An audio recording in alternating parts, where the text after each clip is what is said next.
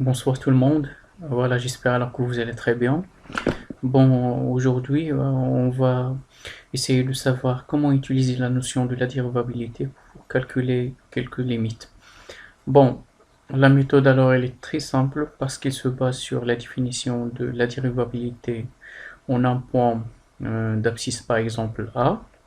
Alors voilà, donc on cherche à calculer une limite de type la limite quand x tend vers a f de x moins f de a sur x moins a qui est égal à f' de a. Le calcul direct alors il donne la forme indéterminée 0 sur 0. Parfois ce n'est plus pratique d'utiliser les méthodes usuelles pour lever cette indétermination. C'est-à-dire essayer de factoriser par x moins a et puis de simplifier. Alors là vraiment c'est un peu difficile. Ça dépend de l'exemple. Alors il suffit donc de calculer f' de x puis remplacer x par a. Voilà l'exemple 1.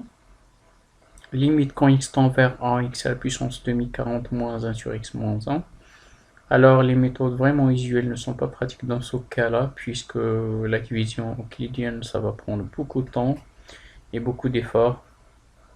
Et même les identités remarquables aussi ne sont pas pratiques dans ce cas-là.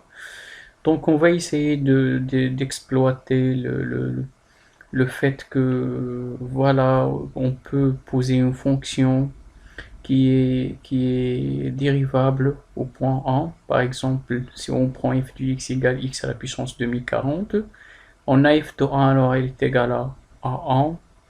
Donc a n'est autre que la limite quand x tend vers 1 f de x moins f de 1 sur x moins 1 qui est égale au nombre dérivé de la fonction f au point d'abscisse 1. On sait que f est dérivable sur R puisque c'est une fonction polynôme. Donc elle est dérivable au point d'abscisse 1 et on a quel que soit x appartenant à R. Donc la dérivée, on a déjà vu voilà, ce genre de calcul dérivé. Si vous avez x à la puissance n, alors la dérivée c'est n fois x à la puissance n moins 1. Donc c'est 2040 fois x à la puissance 2039. Donc pour calculer f' de 1, il suffit de remplacer x par 1, c'est-à-dire c'est l'image de 1 par la fonction dérivée.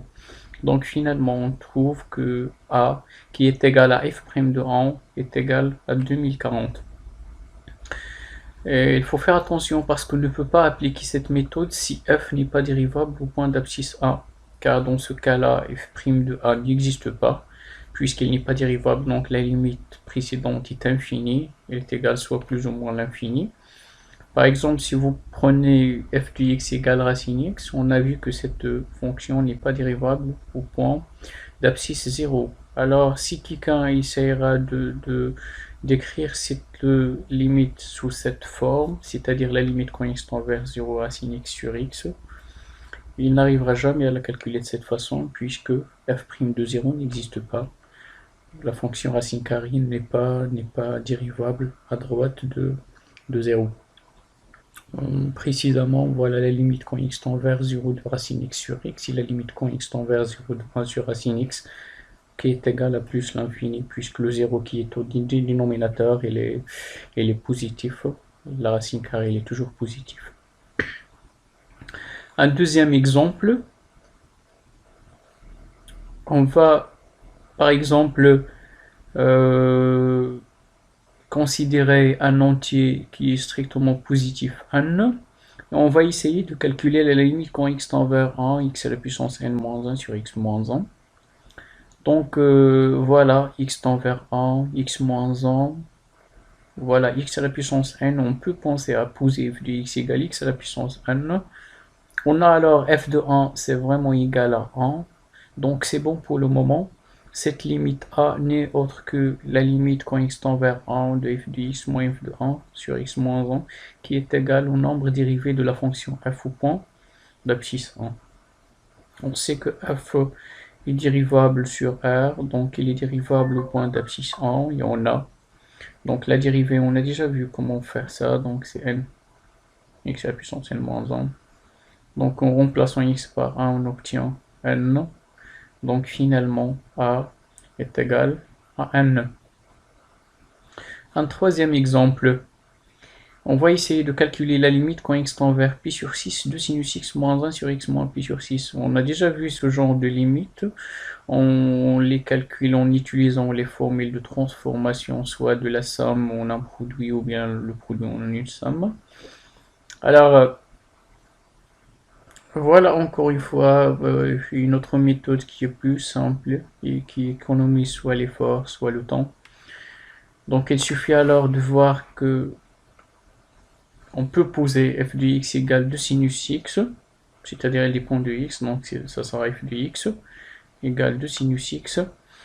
On calcule f de pi sur 6, on va trouver alors 1, donc c'est bon pour le moment, donc la limite a est égale à la limite quand x tend vers pi sur 6, f de x moins f de pi sur 6 sur x moins pi sur 6, qui n'est autre que le nombre dérivé de la fonction f au point d'abscisse pi sur 6.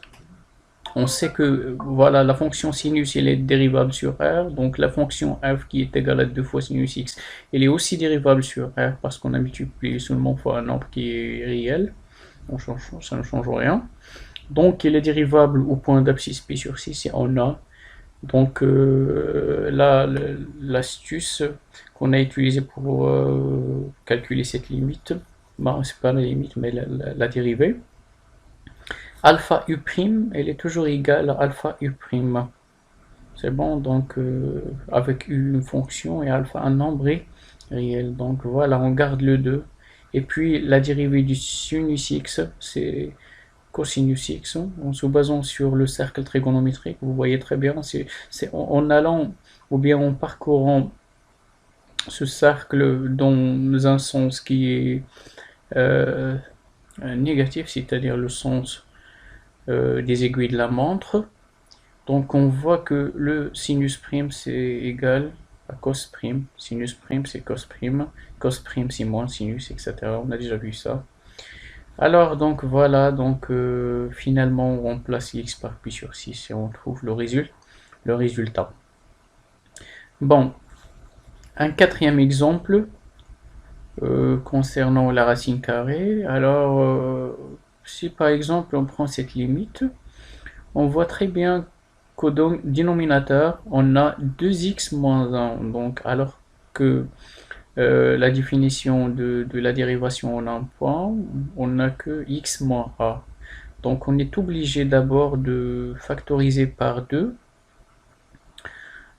Et puis, alors, pour obtenir x moins a, c'est-à-dire x moins 1 demi dans cet exemple, voilà donc la multiplication, ça ne change rien.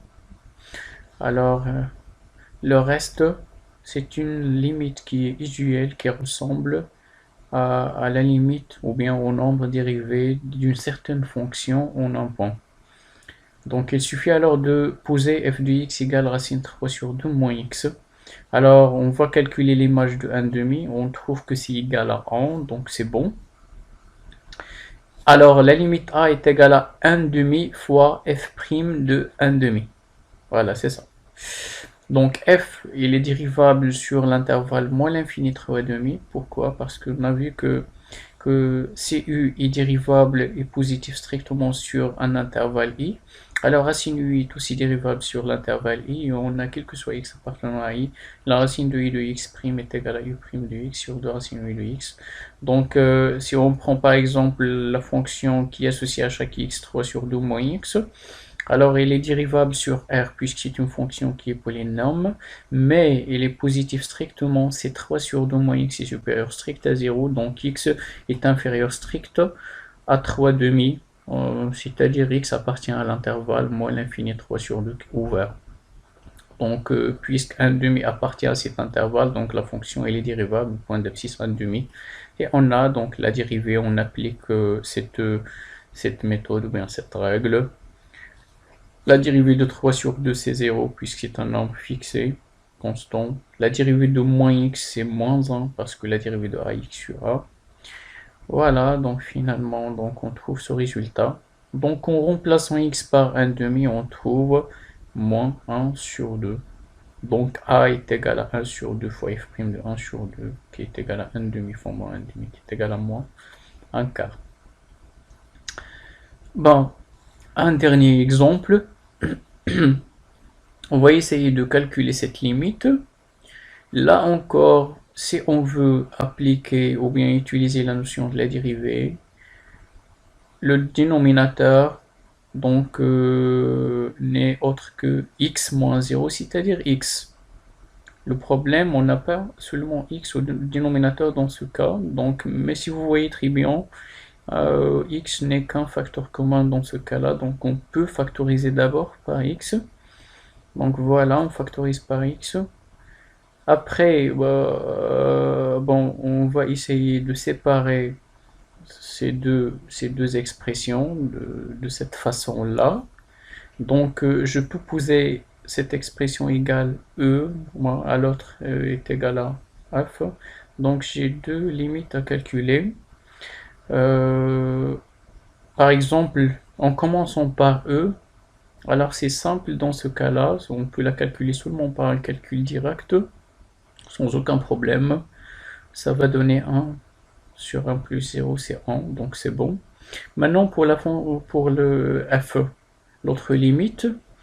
Donc si vous remarquez très bien, donc après avoir séparé les deux expressions, donc on a obtenu x moins 0.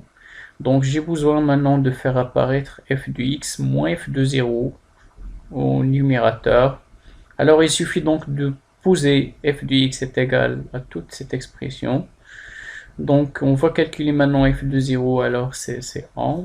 Donc la limite f est de la forme limite quand x tend vers 0 f de x moins f de 0 c'est x moins 0 qui est égal à f' de 0.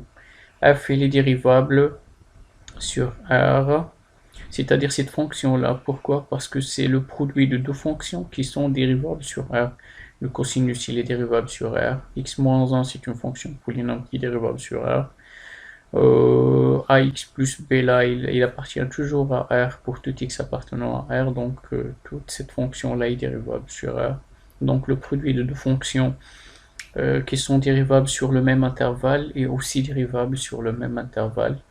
Et pour le calcul de la dérivée, on la calcule de cette façon, c'est-à-dire la dérivée de la première fois la deuxième plus la première fois la dérivée de la deuxième. Donc voilà, en l'appliquant, on trouve ça. Voilà, c'est bon. La dérivée de x moins 1, c'est 1. Et la dérivée de cos de x plus pi, alors ce n'est autre que moins sinus. Voilà, donc moins. C'est bon. Puis on remplace x par 0, on obtient moins 1.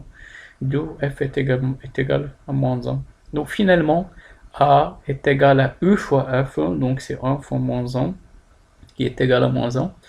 Donc je vais maintenant essayer de voir cette limite sur le graphe, c'est-à-dire on va essayer de lire cette limite graphiquement. Donc voilà, donc l'expression A, donc c'est ça, je vais essayer de copier cette expression, et puis de voir comment ça se passe sur le graphe. Voilà, c'est bon.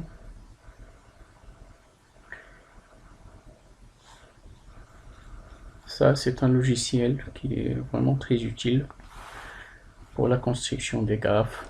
Donc, je vais coller ça. Il y a un problème. Alors, ok, je vais essayer de... Peut-être que j'ai copié les symboles qui ne sont pas valables sur GeoGebra. Donc, je vais essayer de taper ça encore une fois. Donc, x moins 1 fois cosinus x plus pi, le tout moins 1, voilà, et le tout divisé par x cosinus x. Bon, là je dois mettre un symbole de multiplication, donc fois cosinus x plus x fois sinus x. Voilà, c'est bon, donc c'est ça notre fonction. Donc on a la limite, donc cette limite là, quand x tend vers 0, donc on va voir si x tend vers 0, f de x tend vers quoi? Donc voilà le 0, Donc si x tend vers 0 à droite, on voit très bien que f de x s'approche de la valeur moins 1. Et si x tend vers 0 à gauche, c'est-à-dire x s'approche de 0 par des valeurs qui sont inférieures, alors f de x aussi il s'approche de la valeur moins 1. Donc les deux limites ils sont égaux à droite et à gauche, ils sont égales à moins 1. Donc vraiment la limite a est égale à moins 1. Et c'est ce qu'on a trouvé par les calculs directs. Donc voilà, donc c'est la fin de ce paragraphe. Maintenant on va commencer un autre paragraphe. C'est concernant voilà, les équations différentielles. Vous avez cette année-là voilà, un seul type d'équation différentielle. Ce sont les équations qui s'écrivent sous la forme y seconde plus oméga carré y qui est égal à 0 avec y, un nombre réel non nul. C'est-à-dire que c'est un nombre qui est fixé et qui est non nul. Donc cette égalité-là, il s'appelle une équation différentielle d'inconnu la fonction y. Alors c'est ça la différence entre une équation et une équation différentielle. L'inconnu pour une équation différentielle, c'est une fonction, ce n'est pas un nombre réel, mais c'est une fonction. Donc dans ce cas-là, c'est y. Alors on peut aussi écrire cette égalité sous cette forme, c'est-à-dire y seconde de x plus oméga carré y de x égale à 0 si la fonction y dépend de x. Si elle dépend de t, donc ça sera oméga seconde de t plus oméga carré y de t égale 0. Par exemple, si on prend y seconde plus y est égal à 0, alors c'est une équation différentielle. On a oméga carré, elle est égale à 1, donc oméga est égal à 1 ou moins 1, donc on peut prendre la valeur qu'on veut, ça ne change rien. Alors y seconde plus 9y est égal à 0, c'est aussi une équation différentielle. On a oméga carré est égal à 9, donc oméga est égal à 3 ou oméga est égal à moins 3. Bon, maintenant comment on peut résoudre ce genre d'équation? Alors on va accepter pour le moment cette propriété, on va l'admettre. Les solutions de l'équation différentielle y seconde plus oméga carré y égale à 0, ce sont les fonctions y définies par y de x est égal à a fois cos oméga x, voilà donc j'ai oublié un x ici, plus b sinus oméga x, où a et b sont des nombres réels. C'est-à-dire ce sont des constantes qui peuvent être déterminées si on a ou bien si on donne des informations plus précises concernant la fonction solution f. Par exemple, résoudre l'équation différentielle y seconde plus 9y est égal à 0. Donc on a alors dans ce cas-là oméga carré est égal à 9. Donc on peut prendre aussi bien oméga égale à 3 que oméga égale moins 3. Donc d'après la propriété, les solutions de cette équation, c'est-à-dire la solution générale, sont les fonctions y définies sur R par y de x égale a cosinus 3x plus b sinus 3x. Donc on a pris dans ce cas-là oméga égale 3. Avec a appartient à R et b appartient à R. Mais parfois on nous demande de déterminer une solution qui est particulière.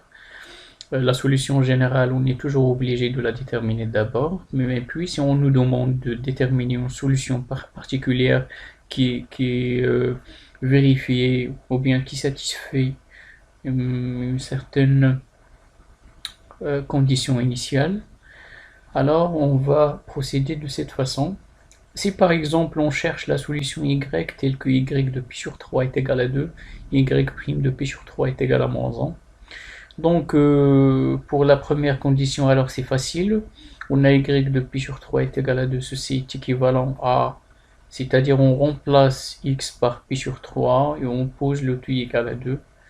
Donc vous avez alors cos p qui est égal à moins 1, donc ça sera moins a, et sinus p c'est 0, donc b ne sera plus dans mon expression finale.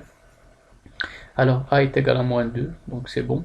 D'autre part, c'est-à-dire pour la deuxième condition, on a besoin d'abord de déterminer y' de x, c'est-à-dire la dérivée de la fonction y.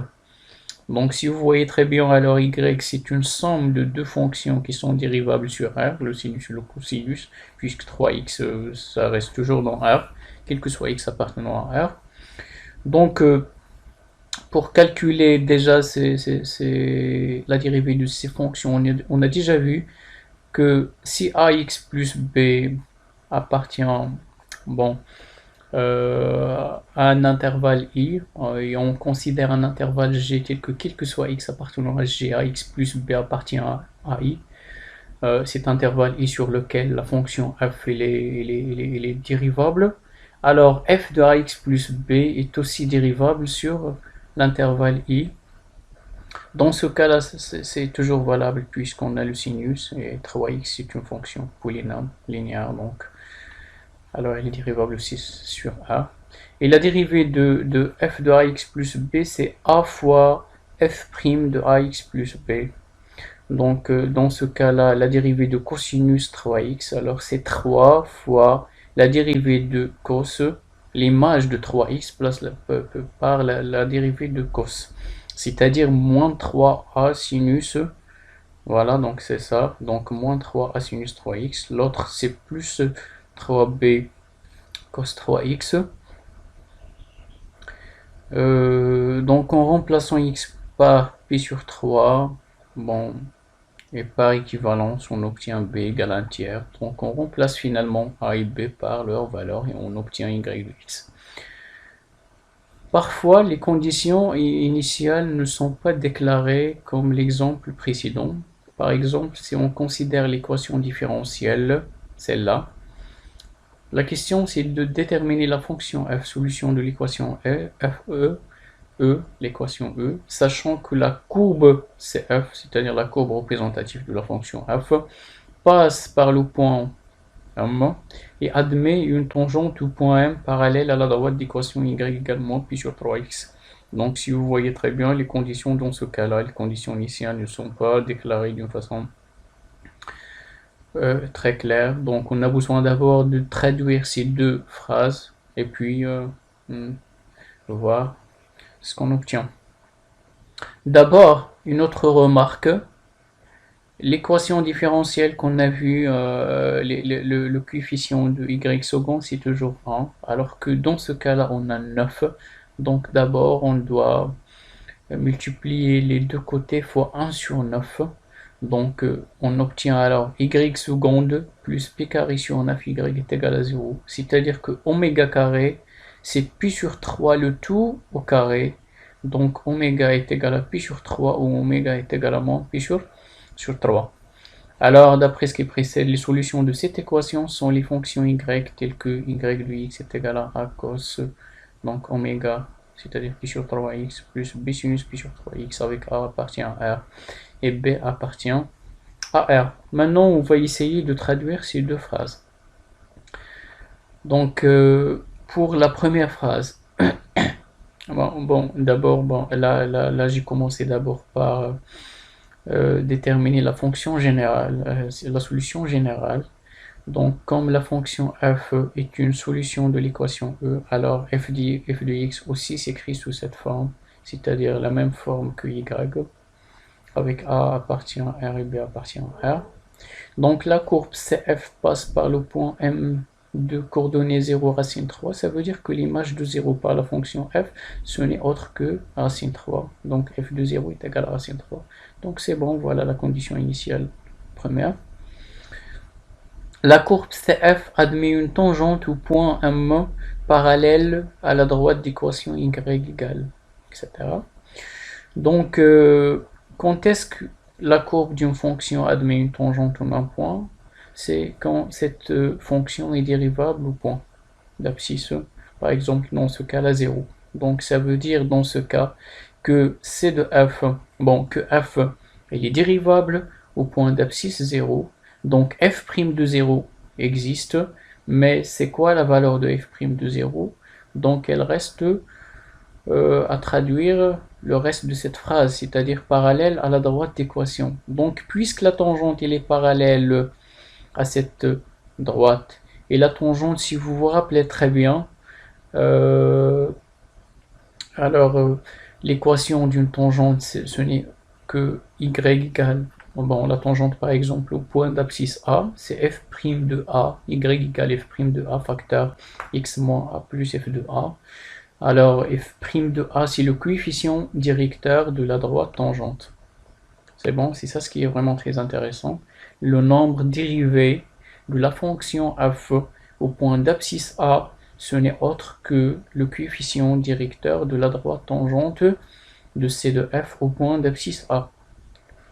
Alors, puisque cette droite-là, tangente, elle est parallèle à cette droite, et le coefficient directeur de cette droite, c'est moins pi sur 3. Et ils sont parallèles, donc ils ont le même coefficient directeur. C'est-à-dire le coefficient directeur de la tangente de C de f au point 0, c'est moins pi sur 3. Et c'est comme on l'a déjà dit, c'est f' de 0. Donc f' de 0 est égal à moins pi sur 3. Donc, comme on a fait avant, donc il suffit alors de remplacer 0 dans l'expression de f. Et puis on va essayer de calculer d'abord la dérivée de f. Donc avec la même façon, voilà, la dérivée de cosinus c'est moins sinus. La dérivée de ça c'est pi sur 3 et on garde le a, donc c'est bon. La dérivée de sinus c'est le cosinus. La dérivée de ça c'est pi sur 3 et on garde le b. En remplaçant x par 0, on obtient b égale à moins 1, donc conclusion f de x est égal à cette expression.